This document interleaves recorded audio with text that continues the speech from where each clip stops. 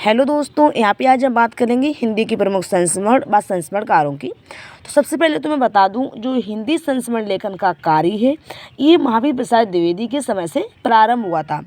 द्विवेदी जी ने खुद कई संस्मरण लिखे हैं, जिनमें प्रमुख अनुमोदन का अंत, सभा की सत्यता, विज्ञानाचार्य बसु का मंदिर आदि संस्मरण किसके द्वारा लिखे गए हैं? ये महावीर प्रसाद द्विवेदी जी के द्वारा लिखे गए हैं। ऐसी अगर मैं बात करूं कि पुस्तक के रूप में सबसे पहला संस्मरण किसने लिखा था और कौन सा था, तो ये बाल मुकुंद गुप्त जी के द्वारा लिखा गया था, जो हरियोध जी का संस्मरण था। ये जो हरियोध जी का संस्मरण है ये बाल मुकुंद गुप्त जी ने लिखा था। ऐसे में नेक्स्ट बात करूं कि केवल क्या द्विवेदी युग में ही संस्मरण लिखे गए थे, क्या और युग में नहीं लिखे गए थे? ऐसा नहीं है, छायावादी युग में भी कई संस्मरण लिखे गए थे जो निम्न पत्रिकाओं में प्रकाशित हुए थे। जैसे क्या सरस्वती, विशाल भारत, सुधा, माधुरी आदि पत्रिकाओं में ये संस्मरण लेख प्रकाशित होते रहे हैं। किसके? जो छायावादी युग में लिखे गए थे।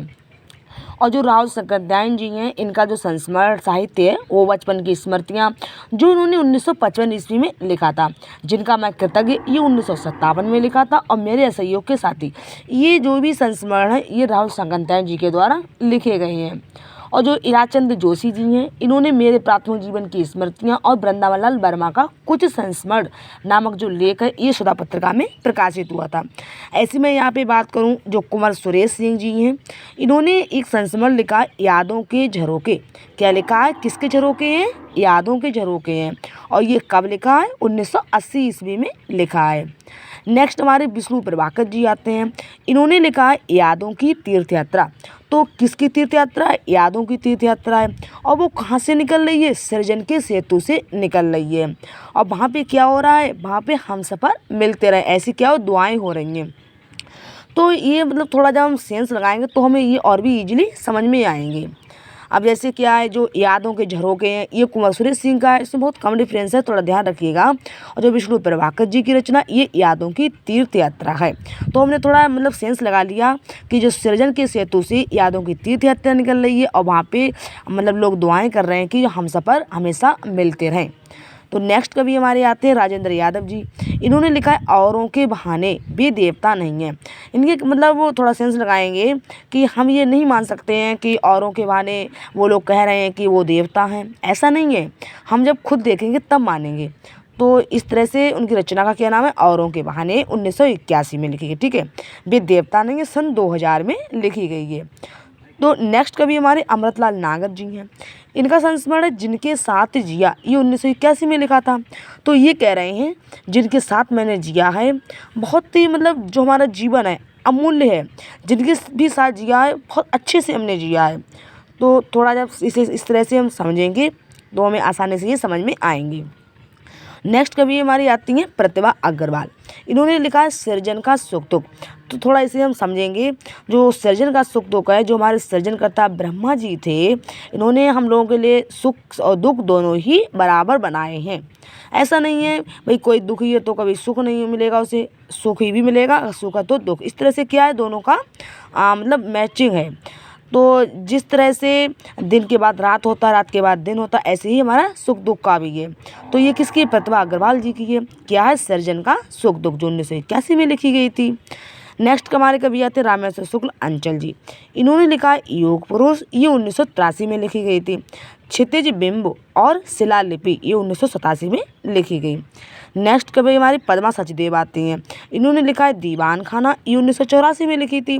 अमराई सन 2000 में। जम्मू जो कभी शहर था, इन्हें कहने का मतलब ये है कि जो जम्मू है जो कभी शहर हुआ करता था, लेकिन आज कुछ अराजक तत्वों की वजह से हमारे जम्मू की कंडीशन जो है पहले जैसी नहीं है। तो इस तरह से जब हम सेंस लगाएंगे तो हमें आसानी से ये समझ में आएंगे और हमें याद करने में हमारा इंटरेस्ट भी होएगा। नेक्स्ट हमारे अज्ञे जी हैं, इन्होंने लिखा स्मृति लेखा, मतलब जो इनकी स्मृति हैं, इनकी मेमोरीज हैं, इनको क्या है, इनको एक लेख के रूप में इन्होंने लिख दिया है। ठीक है, तो ये 1982 में लिखी गई थी। 1982 में महादेवी वर्मा जी को ज्ञानपीठ पुरस्कार मिला था यामा के लिए, और स्मृति लेखा भी 1982 में अज्ञे जी के द्वारा लिखी गई। तो इस तरह से थोड़ा हम सेंस लगाएंगे तो हमें डेट ये याद रहेगी कि जो 1982 में क्या हुआ था, महादेवी वर्मा को पुरस्कार मिला था ज्ञानपीठ यामा के लिए, और 1982 में अज्ञे जी ने स्मृति लेखा लिखी थी। नेक्स्ट हमारी कवियत्री बिंदु अग्रवाल जी, इन्होंने लिखा कुछ यादें कुछ चर्चाएं। मतलब क्या है, कुछ यादें भी हैं और उसमें कुछ चर्चाओं का भी मिक्सअप हुआ है। ये 1989 में लिखी गई थी। नेक्स्ट यादें और बातें, मतलब जो हम बातें कर रहे हैं उसमें कुछ यादें भी हैं और कुछ बातें भी हैं। ये 1998 में लिखी गई थी। नेक्स्ट हमारे भीमसेन त्यागी आते हैं, इन्होंने लिखा आदमी से आदमी तक। ये 1982 में लिखी थी।